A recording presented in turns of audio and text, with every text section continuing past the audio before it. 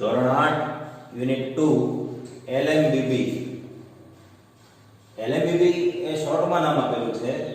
એનું પૂરું નામ છે એલ એટલે લર્નર, એમ એટલે મોર, બી બ્રાઇટર. હવે મિત્રો યુનિટ 2 ની અંદર જેટલી એક્ટિવિટી આપેલી છે 1 થી 8 એક્ટિવિટી આપેલી છે એ દરેક એક્ટિવિટીમાં એક ગ્રામરનો કોમન ટોપિક જોવા મળે છે અને એ છે ડિગ્રી ઓફ કમ્પેરિઝન. અને બીજી વાત કે તમને ઘરે શીખીએ જે પુસ્તિકા આપેલી છે એની અંદર પણ જે એક્ટિવિટી આપેલી છે એ પણ યુનિટ 2 આધારિત અને એમાં પણ દરેક એક્ટિવિટી ડિગ્રી આધારિત છે. એટલે કે જો આપણે ડિગ્રી એટલે શું એ સમજી લઈએ, એની વાક્ય રચનાઓ સમજી લઈએ, જેટલી ડિગ્રી છે એ બધી ડિગ્રી સમજી લઈએ તો આપણને બે ફાયદા થાય. એક, ચોપડીની અંદર જે યુનિટ 2 ની અંદર 8 એક્ટિવિટી આપેલી છે એ પણ કરી શકીએ અને ઘરે શીખીએ જે તમને પુસ્તિકા ઘરે લખવા માટે આપેલી છે એમાં પણ તમે બધી જ એક્ટિવિટી કરી શકશો. એટલે આજે આપણે ડિગ્રી ભણી લઈએ કે ડિગ્રી એટલે શું. આ ગ્રામરનો ટોપિક છે, આગળ તમને બહુ ઉપયોગી થશે આ 9માં 10માં 12માં, બરાબર? તો આપણે ડિગ્રી વિશે આજે માહિતી મેળવી લઈએ. જો 8 ના નામમાં પણ ડિગ્રી વપરાયેલી છે, યુનિટના નામથી જ શરૂઆત થાય છે ડિગ્રીની, પણ અત્યારે તમને ખ્યાલ ન હોય કે આમાં કઈ ડિગ્રી છે. ડિગ્રી આપણે ભણી લઈએ પછી તમને ખ્યાલ આવશે કે આમાં કઈ ડિગ્રી વપરાયેલી છે. અહીંયા મને ખ્યાલ આવે છે કે અહીંયા કમ્પેરેટિવ ડિગ્રી વપરાયેલી છે, પણ આવું આવશે. આપણે ડિગ્રી ભણી લઈએ એટલે તમને ખ્યાલ આવશે. તો ચાલો હવે આપણે આજે જોઈએ ડિગ્રી. ડિગ્રી એટલે શું? સૌથી પહેલા તો આપણે એનું નામ સમજી લઈએ કે ડિગ્રી ઓફ કમ્પેરિઝન એટલે શું.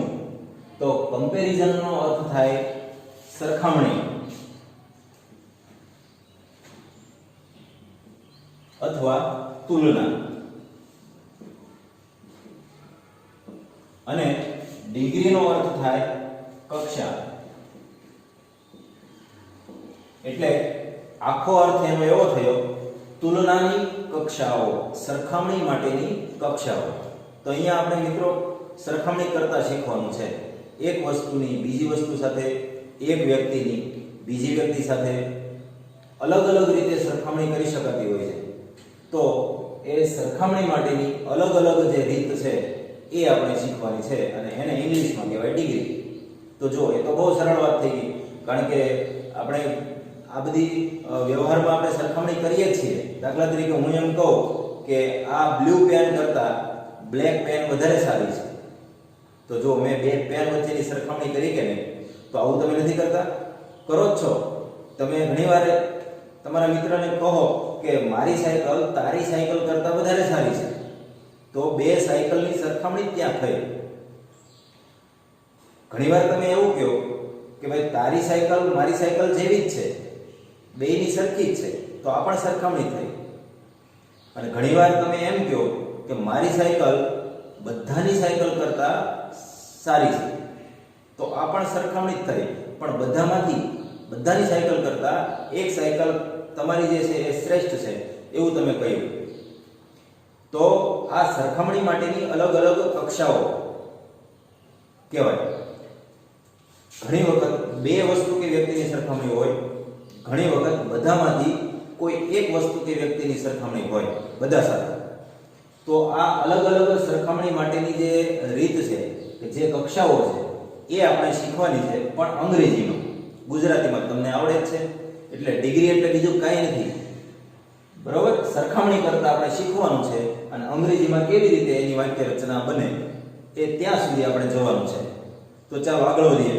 હવે જો સરખામણી માટેની 3 કક્ષાઓ છે, એ 3 કક્ષા આપણે ભણવાની છે. આ પહેલી કક્ષા છે, આ બીજી છે અને આ ત્રીજી છે. ત્રણેય અલગ અલગ કલરમાં તમને અહીંયા જોવા મળે છે. ચાલો એ ત્રણેયની સરખામણી, ત્રણેય કક્ષામાં કેવી રીતે સરખામણી થાય છે એ હું તમને સમજાવું.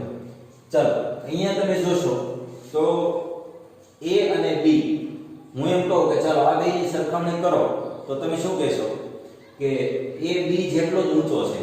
કઈ બાબતમાં સરખામણી થાય છે? ઊંચાઈની બાબતમાં. અહીંયા આપણે ઊંચાઈની બાબતમાં સરખામણી કરીએ. સરખામણી કોઈ પણ બાબતમાં થઈ શકે.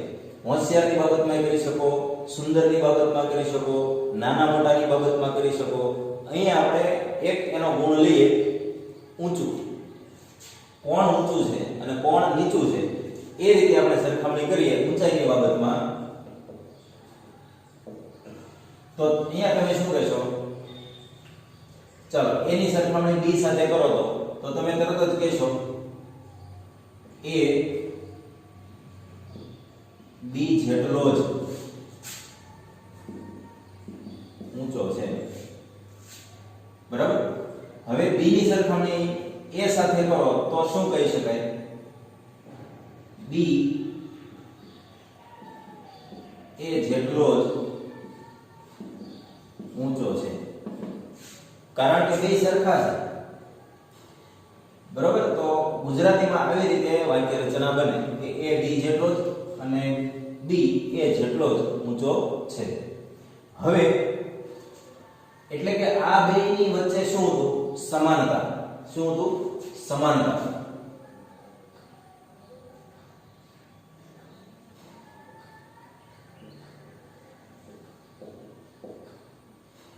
બે સરખા છે.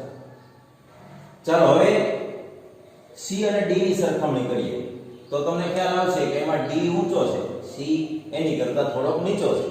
તો હવે c ની d ની સરખામણી c સાથે કરો તો તમે શું કહેશો?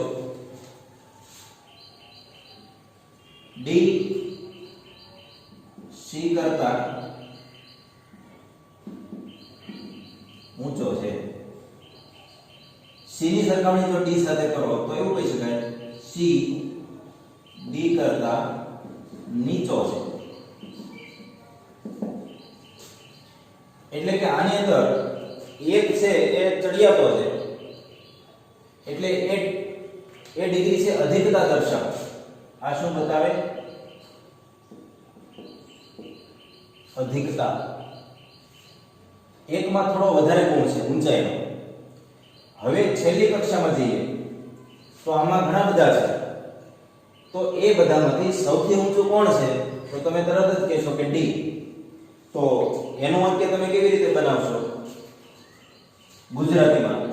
જો આ ગુજરાતીની ડિગ્રી છે, હવે આની પરથી આપણે અંગ્રેજીમાં જવાનું છે, પણ પહેલા ગુજરાતીમાં તો આપણને સમજાવવું જોઈએ ને, તો અંગ્રેજીમાં આપણે બનાવી શકીએ. આમાં તમે ગુજરાતીમાં કહો તો શું કહેવાય? d સૌથી ઊંચો છે એવું કહી શકાય.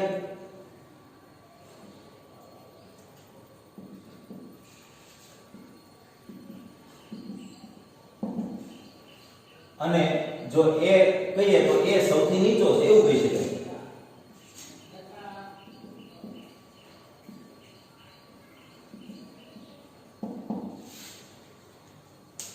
તો જો મિત્રો આ બે કક્ષા અને આ એ બંને વચ્ચે શું તફાવત છે? તો કે આમાં બે વ્યક્તિ જ હતા. આમાં બે હતા, આમાં બે હતા, પણ આમાં બે કરતા વધારે છે. આટલું યાદ રાખજો. એટલે કે જો બે વસ્તુ કે વ્યક્તિ સરખી હોય એટલે કે સમાન હોય તો એ સમાનતા દર્શક ડિગ્રી કહેવાય. એને ઇંગ્લિશમાં પોઝિટિવ ડિગ્રી કહેવાય. શું કહેવાય? પોઝિટિવ.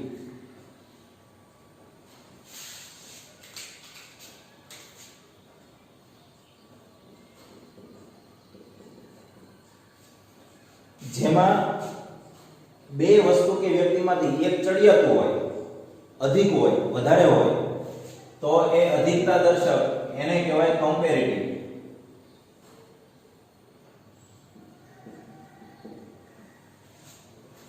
અને બે કરતા વધારે એટલે કે ઘણા બધામાંથી કોઈ એક શ્રેષ્ઠ હોય તો એને શ્રેષ્ઠતા દર્શક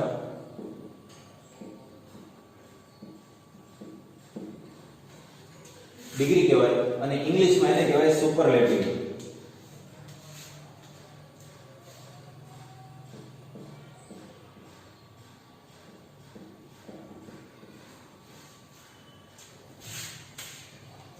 તો જો ત્રણ ડિગ્રી આપણે ભણવાની છે: પોઝિટિવ, કમ્પેરેટિવ અને સુપરલેટિવ. હવે ગુજરાતીમાં ત્રણેયના ઉદાહરણો આપણે જોઈ લીધા. હવે અંગ્રેજીમાં જઈએ, એટલે કે અંગ્રેજીમાં જો આની આ જ વસ્તુ કેવી હોય તો અંગ્રેજીની વાક્ય રચના કેવી બને એ આપણે જોઈએ.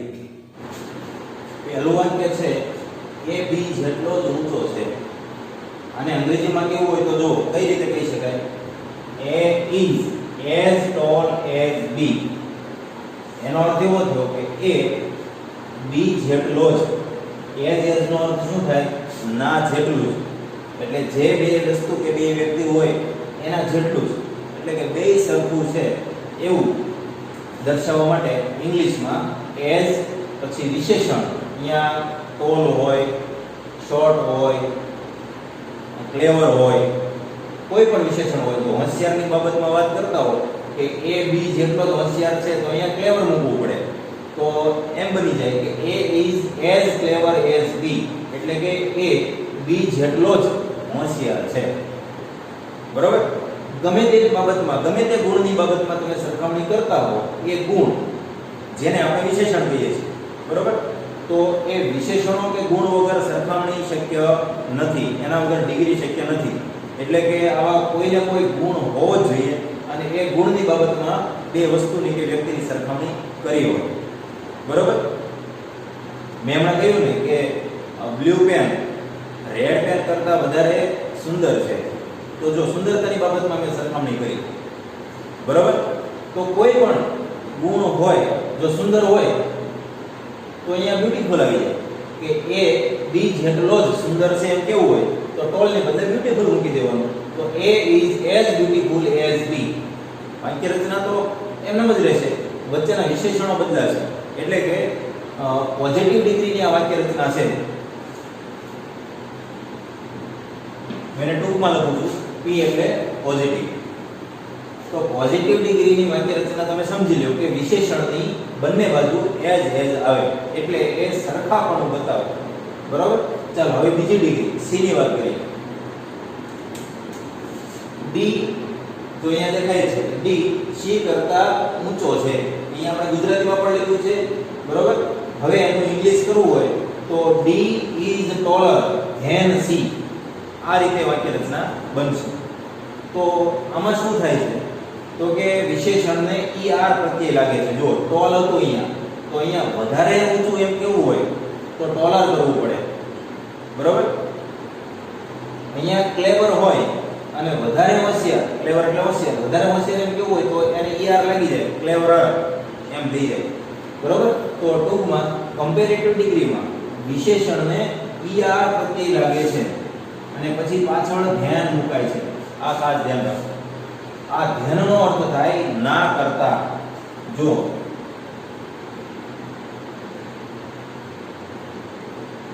ના કરતા વધારે, કોના કરતા તો કે પાછળ નામ આપ્યું હોય એના કરતા. અહીંયા સી આપેલું છે તો એનું ગુજરાતી એવું થાય સી કરતા કોણ ઊંચું છે, D. D is taller than C. C કરતા ડી ઊંચો છે. હવે અહીંયા હું ક્લેવરર કરી નાખું તો શું થઈ જાય કે D is cleverer than C. તો C કરતા D વધારે હોશિયાર છે. તો હોશિયારની વાત છે તો હોશિયાર, બરાબર, જેની વાત હોય, જે ગુણ કે વિશેષણ હોય એ અહીંયા આવશે અને એને er લાગશે અને પછી ધ્યાન મુકાશે. હવે ધ્યાનની એક બાબત ખાસ ધ્યાનમાં રાખજો કે ધ્યાન ઇંગ્લિશમાં બે પ્રકારના વપરાય છે.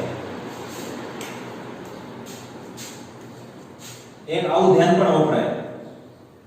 જો બંનેનો સ્પેલિંગ થોડો જુદો છે, THAN અને THEN બંને ઇંગ્લિશમાં વપરાય છે પણ બેના અર્થ જુદા છે. આ ધ્યાનનો અર્થ થાય પછી, એટલે ડિગ્રીમાં જે ધ્યાન વપરાય એ આ વપરાય છે, આ વપરાતું નથી કારણ કે એનો અર્થ ફરી જાય છે. તો આ ખાસ ધ્યાન રાખજો. પછી જોઈએ કે C D કરતા નીચો છે. આપણે અહીંયા લખ્યું છે C is shorter than D, એટલે કે C શોર્ટર છે, વધારે ટૂંકો છે કોના કરતા, D કરતા. તો એક વસ્તુ બીજી વસ્તુ કરતા ચડિયાતી છે એવું દર્શાવવા માટે કમ્પેરેટિવ ડિગ્રી વાપરવી પડે. અને ઇંગ્લિશમાં એની વાક્ય રચના કેવી રીતે બનશે તો કે જેની વાત હોય એનું નામ પહેલા એનું નામ લખવાનું. અહીંયા આપણે D ની વાત કરીએ તો D લખ્યું. હવે અહીંયા આપણે એમ કહેતા હોય કે જેસ છે તો જેસ ઇઝ, મહેશની વાત કરતા હોય તો મહેશ ઇઝ, ફાધરની વાત કરતા હોય તો માય ફાધર ઇઝ, બરોબર. જેની વાત કરતા હોય એનું નામ પહેલા, પછી એની સાથે ઇઝ કે આર જે લાગતું હોય પછી વિશેષણ આવશે અને એને ઈઆર લાગશે અને પછી ધ્યાન આવશે અને કોના કરતા એ ચડિયાતો છે એનું નામ છેલ્લે આવશે. જેની વાત કરીએ એનું નામ પહેલા અને એ જેની કરતા ચડિયાતો હોય એનું નામ પછી. અહીંયા આપણે ડી અને સી ની વાત કરીએ છીએ અને ઊંચાઈની બાબતમાં વાત કરીએ છીએ. તમે કોઈ પણની વાત કરી શકો અને કોઈ પણ બાબતમાં કરી શકો, પણ વાક્ય રચના જો આવડી જાય તો તમે આવા ગમે એટલા વાક્યો તમે બનાવી શકો. C is shorter than D. તો હવે તમને ખ્યાલ આવી ગયો છે કે કમ્પેરેટિવ ડિગ્રીની વાક્ય રચનામાં શું યાદ રાખવાનું છે? ER than. વિશેષણ ER લાગેલું હોય, shorter, cleverer, બરોબર, bigger, smaller, આવી રીતે ER લાગેલું હોય અને પાછળ ધ્યાન આવે ના આવે, બે વસ્તુ આવે ના આવે ફરજિયાત. પોઝિટિવમાં એજ આવે, આમાં ER ધ્યાન ફરજિયાત આવશે અને એ કમ્પેરેટિવ ડિગ્રીની વાક્ય રચના છે. ટૂંકમાં લખું C એટલે કમ્પેરેટિવ. કમ્પેરેટિવ એટલે એક ચડિયાતું હોય બીજા કરતા. હવે આપણે ત્રીજી કક્ષાની વાત કરીએ કે છેલ્લી ડિગ્રીની વાત કરીએ, શ્રેષ્ઠતા દર્શક, જેને ઇંગ્લિશમાં આપણે સુપરલેટિવ કહીએ છીએ. હવે અહીંયા જો કે સુપરલેટિવમાં શું હોય છે તો કે બે વસ્તુ કે વ્યક્તિ નહીં હોય પણ બે કરતા વધારે ગમે તેટલી હશે અને એમાંથી કોઈ એક છે એ શ્રેષ્ઠ હશે, બરોબર. તો એવું દર્શાવવા માટે આપણે ગુજરાતીમાં કહીએ કે ડી સૌથી ઊંચો છે. અહીંયા ઊંચાઈની બાબતમાં સરખામણી કરીએ છીએ એટલે સૌથી ઊંચો છે. જો આમાં આપણે હોશિયારની બાબતમાં વાત કરતા હોઈએ તો એમ કહેવાય કે ડી સૌથી હોશિયાર છે. સુંદરતાની બાબતમાં વાત કરતા હોઈએ તો એવું કહી શકાય કે ડી સૌથી સુંદર છે. ટૂંકમાં જે ગુણની વાત કરતા હોઈએ પણ એ કોઈ પણ ગુણ તો હશે ને હશે, બરોબર. તો અહીંયા આપણે ઊંચાઈની બાબતમાં વાત કરીએ છીએ તો એવું કહી શકાય કે D is the tallest boy in the class. આખા ક્લાસમાં જો જેટલા વિદ્યાર્થીઓ છે એમાં ડી છે એ સૌથી ઊંચો છે. આવું કેવું હોય તો ઇંગ્લિશમાં આ રીતે બનાવવું પડે. અને એ છે એ સૌથી નીચો છે. જો એનામાં પણ કઈ વિશેષતા છે તો એ ઇઝ ધ શોર્ટેસ્ટ. જો અહીંયા ટોલેસ્ટ તો આ શોર્ટેસ્ટ, કારણ કે બધા કરતા એ નીચો છે તો એ is the shortest boy in the class એમ કહેવાય. તો આવી વાક્ય રચના બનાવવા માટે શું યાદ રાખવાનું છે તો કે ધ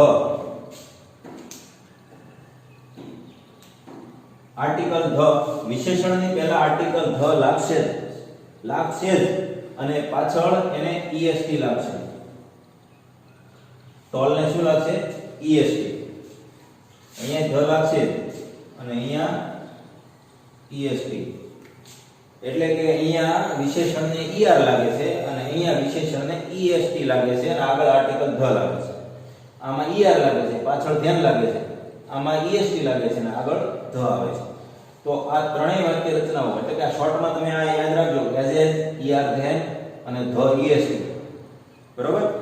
તો તમને ખ્યાલ આવી જશે કે કઈ ડિગ્રીનું વાક્ય છે. આવું વાક્ય આવે એટલે તમારે સમજી લેવાનું કે આ સુપરલેટિવ છે. આવું વાક્ય આવે એટલે સમજી લેવાનું આ કમ્પેરેટિવ છે અને આવું વાક્ય આવે તો સમજી લેવાનું કે પોઝિટિવ ડિગ્રીનું વાક્ય છે. તો હવે તમને ખ્યાલ આવી ગયો છે કે ડિગ્રી એટલે શું? ડિગ્રી એટલે બીજું કાંઈ નહીં મિત્રો, સરખામણી. બે વસ્તુની કે બે કરતા વધારે તો સુપરલેટિવ. ટૂંકમાં ત્રણ રીતે અલગ અલગ સરખામણી કરતા શીખવાનું છે અને એ ઇંગ્લિશમાં શીખવાનું છે. આપણે તફાવત એટલો છે, ગુજરાતીમાં તો આપણને ઓલરેડી આવડે જ છે. હવે આપણે ઇંગ્લિશમાં પણ જો હવે આપણને આવડી ગયું છે, બરોબર. આ વાક્ય રચના તમે યાદ રાખશો તો તમને ચોક્કસ એ આવડી જશે. ચાલો હવે આપણે એક વસ્તુ જોવાની છે કે આમાં વિશેષણોની જરૂર પડે છે, બરોબર છે. વિશેષણ વગર સરખામણી થાય નહીં. ગુણ કયો કે વિશેષણ કયો એની જરૂર પડે છે.